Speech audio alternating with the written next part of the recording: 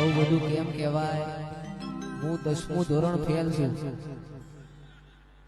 એ મન અભણ ચલાયો તે ઉપકાર તારો, અભણ ચલાયો એ ઉપકાર તારો, એ માતે તો બનાયો મન ચમકતો સિતારો.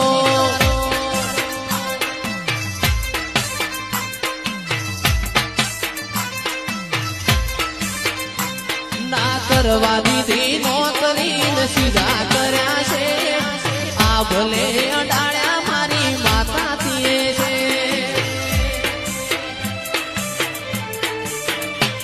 ના કરવા દીધી નોકરી સીધા કર્યા છે, આ ભલે અડાળ્યા મારી માતા થીએ છે. મન અભણ ન ચલાયો એ ઉપકાર તારો, અભણ ન